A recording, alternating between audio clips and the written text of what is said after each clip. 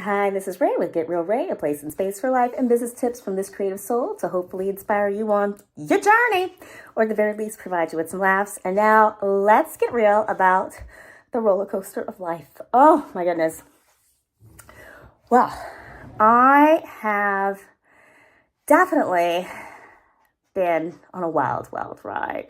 And if you're human and breathing, chances are you have been too. Okay. Your ride may not have been as wild and crazy as mine, but you've been on some sort of journey. I mean, okay, if you have never really had to work and, anytime there's a bill that you don't really want to bother with, you can just call somebody and they pay it or whatever. And maybe you still don't have to work and you just have this amazing life that's funded, I don't know how, then you might be on the Disney teacup kind of ride, as opposed to the rickety old wooden cyclone coaster of doom and death that has been my life lately. But whatever your journey is, I judge you not. So I needed to come up with X amount of money initially it was in 2 weeks. Then it became 10 days, 7 days, 4 days. Now we're at 2 days. And I would seem to just be inching closer and closer to the amount that I needed, but it was inching. Great, another sale, but those funds won't be released until the day after I need it. Yes, 4 more sales, and the funds won't be released until after I need it. Ooh, a potential new client. Okay, this person either wasn't impressed with the service or they just wanted something for free and were totally wasting my time, right? So all of these things combined with the fluctuations with my last house sit, because I'm house sitting now, just left me feeling like, what the F is going on? I don't even need a large amount of money, but it's more money than I have accessible to me right now without cashing in my retirement and sapping off my savings. And, at the 2 week mark when I realized, oh my gosh, I am more behind on this bill than I had fully been aware of, I said to myself, okay, lady, you're going to make that money within the 14 days. Worst comes to worst, when you get to 4 days out, you sell your stocks and you tap into some savings and you pay those bills. Don't let those bills go unpaid. And I went to go make the transfer. I was kicking myself. I'm like, gosh, dang it. Did I try it harder? I mean, I don't want to take out this money. Truth be told, one could always work really hard and get the money back, but the way this roller coaster has been going, it just feels like every dollar I get, it has to go to somewhere that doesn't seem to be to take care of me, I guess. I mean, it is taking care of me, but it's not taking care of me the way I want it to be. Blah. So yeah, really just feeling just wondering, is this how my life is supposed to be going right now? This feels crazy. And I remember a couple of summers ago when I was doing Amazon Flex and DoorDash. And at the time, everyone on YouTube was doing all these side hustles. I was like, good for me for getting out here. I just need some extra cash and I'm going to get out here and I'm going to make this money. I got my car, but it's okay that I got my car, even though my income is quite shaky, because I know that I can, between Amazon Flex and DoorDash and Toro, I'm going to make that money and make those car payments. And it just didn't work out that way for me. If somebody wanted to use the car, I had to make sure that the car was ready to be picked up. And I didn't live in a location where it was easy to come and pick up the car. And I didn't really want people to know the area that I lived. So I would have to, make sure that there was a break in my workday to go drop the car off 20 minutes away and then make my way back. And I was either going to make my way back by bus or by Uber, so that already taps into savings. And, gosh, if somebody needed something and they're messaging me while I'm working, that's really not ideal. And Amazon Flex, I think for me, that was the best one. Toro was good, but there was always it was wear and tear in the car, and towards the end of my Toro existence, I just started kind of getting these wild requests. I don't want to find your fucking, excuse my language, I don't want to find your smoke devices in my car. I wish I was more strict and, charged, but I didn't. So, needless to say, those side hustles don't really feel like they're on the side when they're taking up so much of your time. And though I did enjoy Amazon Flex, it became stressful for me getting to the warehouse on time. You don't exactly live right next to a warehouse, so you have to make sure you plan your day accordingly. And I like to do the morning shifts, which meant waking up early in the morning. Didn't like the nighttime so much because it was harder to see the lights at properties and stuff, building numbers. So, some people, they had a game. They had headlamps. You make sure you got your vest. But, and I invested in some things. I had my vest and whatnot, gloves and stuff. But it just became exhausting. It probably would not have been so exhausting if I was working, say, a regular job, or maybe I was just like taking care of the kids through the day. And then, once the other family member came home to watch the kids, and I could go out and do a little Amazon Flex. But for my lifestyle, if I was teaching 3-4 hours of dance classes and then doing some non-movement classes and then having to jump in a car, go drop off packages, it's too much. It's too much. So, here I am doing online sites like Cambly or whatever.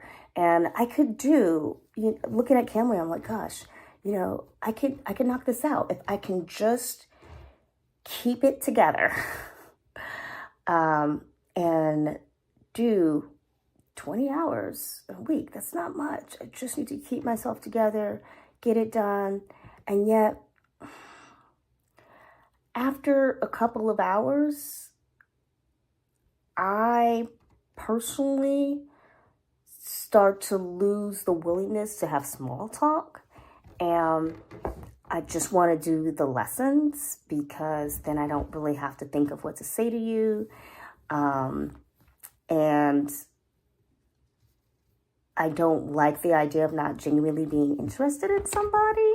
So if I'm tired because I've been talking to people for 3 hours straight or something, and asking pretty much the same questions over and over, then being able to just do these lessons and just like, okay, can you read this page? Just kind of helps me be able to make it through. But I did try before where I did several hours back to back. And I think by like hour 5 or 6, I was just slowly rocking back and forth and tapping my foot because I couldn't take it anymore. I didn't want to do any more lessons. I didn't want to have any more conversations. I just needed it to end, which sounds bananas. I mean, I wasn't being tortured. And I feel like I'm a talkative person. I could talk. Y'all know when to talk. But there's something about that type of work for me, I guess, where I just kind of felt trapped. I don't know. It was just, I just couldn't do it.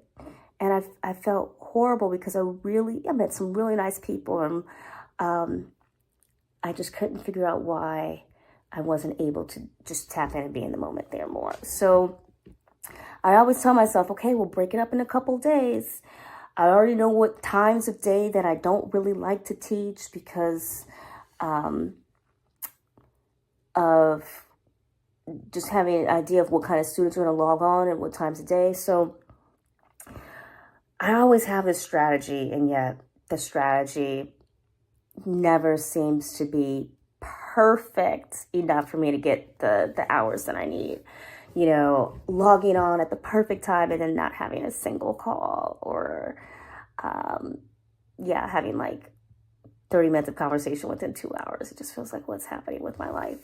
So I say all that to say I am not looking to earn a living doing small jobs. And I want my business to pay my bills. And I want my business to be very much my artistic stuff, my art, my work. It is what I do. So yeah, I start, and the question is, do I burn out? Do I get exhausted? Do I get overwhelmed? I don't know, but I start. I always start, and I put in the work. It's like a fire. You have to learn to build a fire the right way. And I'm like the person who's doing the barbecue with some newspaper and some lighter fluid and some charcoal. And I throw all this stuff in the barbecue and I light the match, and it burns so strong, and then it kind of starts to die out. And you're like, ooh, are we going to be able to actually cook some food? Because this barbecue flame is about to go. And you got to put some more kindle on it. And that's kind of been my life recently. The last few years. Oh my gosh, it feels like the last few years has definitely just been putting more kindle on the barbecue flame. And I'm like, no. We need to build the fire the right way. Now, restarting.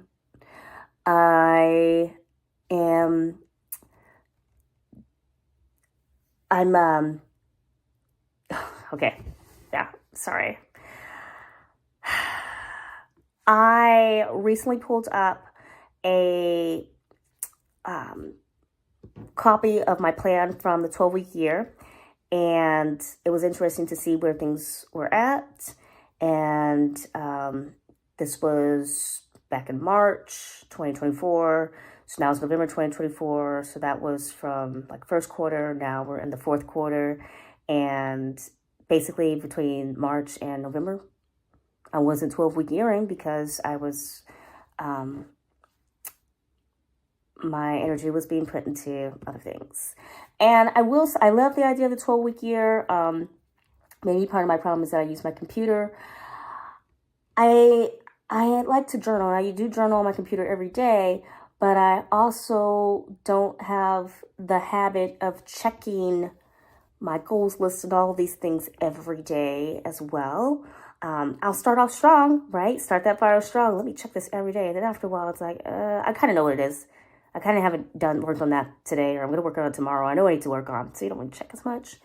But anyway, so I thought it might be fun for this video to take a peek at my 12-week year and see what it looks like. And then we can update the end of 2024 together. Yay! So there we go. I don't know what is going on, but my eye is really dry right now. And I feel like I'm doing this video with like a crazy red eye, but you know, bear with me. Anyway, okay, so we're going to switch to screen share on my computer. Yeah. My 12-week year, I guess I've been doing this for like 4 weeks or something. And this was week of March 9th, 2024. Woohoo! This would have been after my birthday, so I guess I was feeling rather ambitious about things. So what I had previously did was I made a list of all the things that I wanted to do in life. as well as all of my to-dos, everything on my to-do list. And then I just sorted everything into categories, like just try to group them up. Which of these things are about health, whether it be spiritual health and wellness, mental health and wellness, physical health and wellness, which were things that were about educating myself, what did I want to learn, and then which were things that I just want to accomplish. And then I started to look at, okay, what which of these have things in common, you know? Being really good at aerial and being able to do a performance, that is um, an accomplishment as well as an education, right? So I want to accomplish having this amazing aerial performance, but for education, that means I need to train more.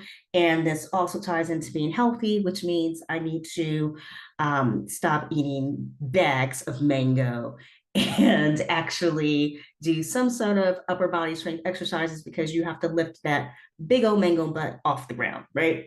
But for my life, I really want to focus on my health, accomplishing things, and just educating myself. Then you will see being consistent with YouTube.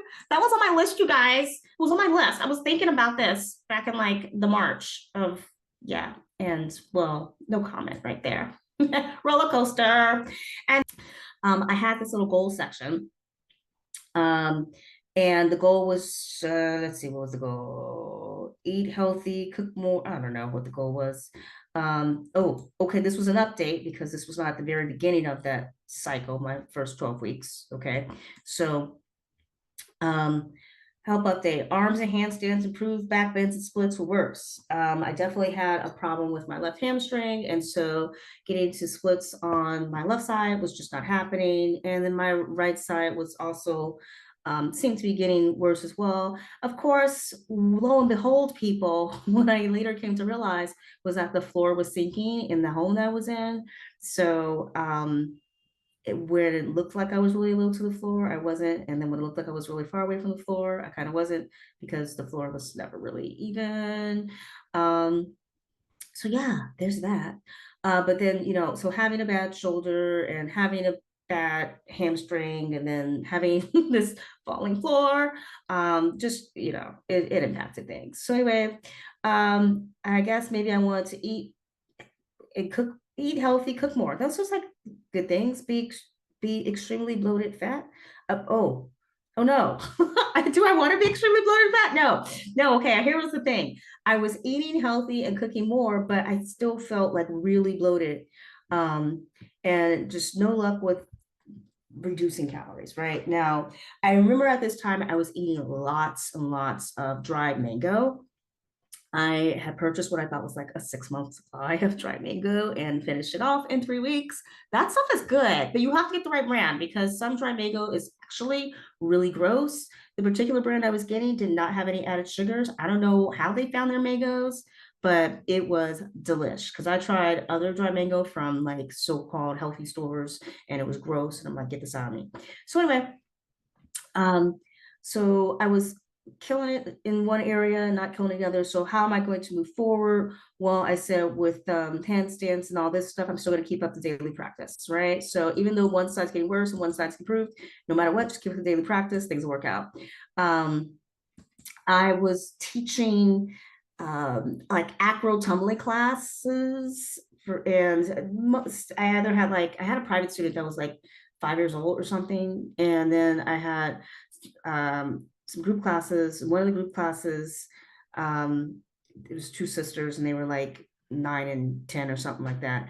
Oh, and then I had another one where there were also two sisters, and the classes were wildly different. I had one class where I just felt like I was working really hard to please this small child who just wanted to show me like I could do this. And I'm like, that's great. Now I'm actually supposed to try to teach you something, because I don't think your parent is just paying me to be like, that's great all the time. And if you're throwing your body into things that are not safe, I'm going to tell you to please stop doing that. Mind you, these lessons were online. So making sure that the student is willing to listen and able to listen is super important. I don't like doing classes where the parent is also there. I don't like when, because for me, it's like the parent will often tell the child to do something opposite or different than what I'm saying, or they want to focus on having their child perfect one thing. And I'm like, no, just move on. Like they're too young. It's okay. They can get it in 3 weeks. We don't need to master that today. So having that the parent in the room often for me is like having two captains of the ship, and it's just not going to work, right? Um, so, and then my classes, my class with a teenager, I had one girl who was like 14 or whatever. She was great to work with, very inspirational. She achieved skills that I myself could not do. I was able to help guide her through some of those skills, but I just wasn't as flexible as her. It was really cool to work out with her. But the other classes, I felt like I was really working hard to get students to um, stop rushing, and like we actually have to warm up our muscles. Why are you getting all upset because we have to do these jumping jacks and you just want to do the splits? And stop forcing your body to try to do this back bend because you're going to hurt yourself. So, and then like students like walking out, it's just because oh, I can't do the trick, so I don't want to do it now. Like, what is this? So yeah, working with students that have no patience is not fun for me, and it's really different. It's really different when you're someone who has grown up in a studio environment, and maybe your group performs, and so you are accustomed to being patient and taking your turn and working on your skills and progressing over time, as opposed to just, hey, my friend showed me that they can all do this back bend this way. And so I should be able to do it that way. And I don't want to do it the way that you're showing me because I want to be like my friends. Or all my friends can do handstands. Why can't I? Well, I'm sorry, your body is not the same as your friend's body. So anyway, super, super freaking stressful. And I was like, I gotta find some um alternative skills that are easy to teach, or I just gotta find like an alternative altogether. So I said, what were the things we're gonna do? Do some strength training and I'm gonna do some research. Okay, try not to eat full bags of mango anymore, and then track my progress.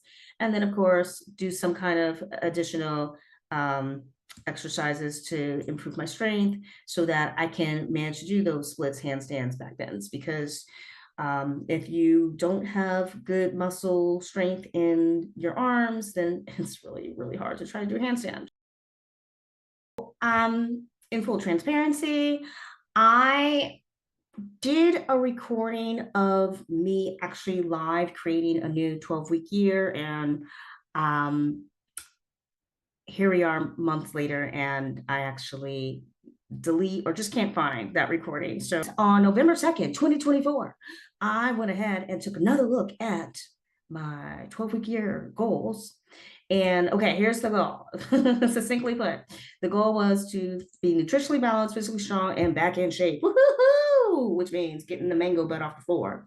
Um, so you see that this whole like handstand splits, back and thing, that's still daily practice, daily practice. Now, I created like these two new little sections because I felt like, yes, daily practice tells me what I want to do, but putting my update beneath my goal no longer became practical. It seemed like that was just going to be way too much information up there. And I really wanted to be able to kind of get an understanding of what's working, what's not working. So here was my update. I have a little U to mark that. Splits are low on both sides. Yay! So that sad, sad hamstring was no longer sad, which is good. Something popped in my right hip. That's not good. My back feels bendy. Yay. Overall, huge progress. But just seeing this right here, something popped in my right hip. That's like, okay. So, just looking back on that, I'm like, oh my God, what did I do? That's kind of scary. I don't want things popping. Um, Okay. And this is my next step. So daily practice is just not enough, but my next step specifically is keep practicing and add in handstand practice. Okay. So I've been really good about my back bends and my splits, but my handstands had just kind of fallen away. Now I did have a hand injury I think I was coming out of a handstand where I hurt my hand, or I was coming out something and tumbling and hurt my hand. And so lo and behold, doing handstand practice was not like a thing for a while. Notice that we no longer have the tumbling on here. That is just gone. I stopped teaching the tumbling classes, the group classes, the private classes. Like my body can only take so much. And I don't want to spend my mental energy fighting to make sure my students love the class and I get a good review. It's just too freaking stressful. So I would much rather, even though I've had plenty of kids who've loved the class, just the fear that I'm going to get this bad review or that some kid is going to freaking injure themselves because they don't want to pay attention, it was just too much. So I'm like, you know what? Enough. Focus on the skills that I need to do my aerial art, and that's enough. I'm not going to be out there auditioning for like the new touring production of Pippin. It's just not going to happen. Okay, so for me, um, I'm house sitting right now, and this place feels relaxing. The last place did not feel relaxing. I think it's partly because this place also has less stuff per se. And like the last place, I had to go through little child gates to get in and out of rooms, which, if you really have to go to the bathroom in a hurry, that's just really annoying. And construction workers were coming by, and the door chime was constantly ringing. And I've been in this place now for 24 hours. No one's come by, no ringing bells, no door chimes, nothing. I was able to sit out back in like the hammock for a little bit. Um, sat, I sat in the living room, um, in a chair for a little bit, take a walk. It's just been real good. Play with the dog. So I feel a bit more relaxed. And yesterday was like 5 hours in driving, and then I had to like wind up teaching outdoors and stuff. So yesterday felt a little chaotic. So today I'm feeling more relaxed, and um, I'm only here for a few days, which makes me sad because I like it here. But I know that on Wednesday I'm loading back up the car and I'm driving, and I actually have to figure out what time I'm leaving, where am I working from, like all the things, right? And so that just kind of puts that stress back on me. And I really want to get away from that running around and that stress. And I was talking to my mom earlier today. I was like, yeah, um, I feel a little funky because I know I'm only going to be here for a short period. But I'm trying to remind myself that it's not the norm. It's just brief. So I know, make it through this month and make it through this upcoming court case and make it through getting caught up on these bills. And then things will feel less like a crazy roller coaster disaster. I need the teacups on the Disneyland ride. That's what I need. Okay, so what is our lesson today, friends? Well, make your 12-week year goals bite-sized, manageable. I think it's,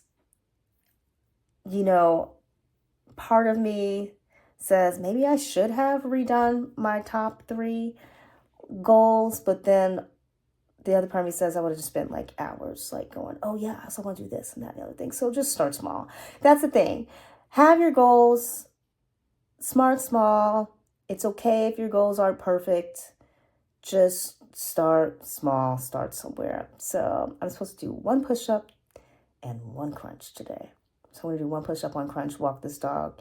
And then I still have some energy right now, which is wonderful because right up to this time, I'm usually like, I'm bored and I think I'm just going to go to bed. I'm so tired. And apparently I have an on-demand course to finish making the slides. I might be able to make those today. That might be a fun challenge for myself. So yeah, we will see what happens. So thanks for challenging me, YouTube family. Thank you. Thank you. You guys, my accountability partners, my APs,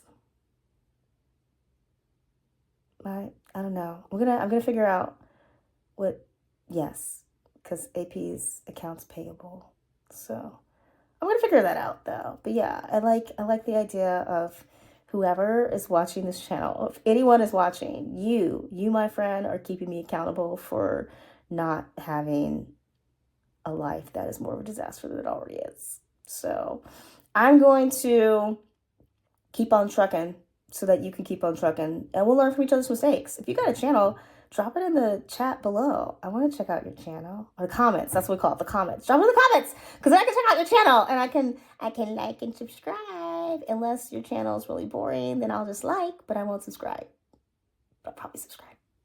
So drop it in the comments. Thank you for enduring this video. I hope you found it somewhat helpful. I think it's interesting to look at someone's goals, and I look forward to maybe telling you how far I got. Maybe I'll accomplish something. Oh, that'll be amazing.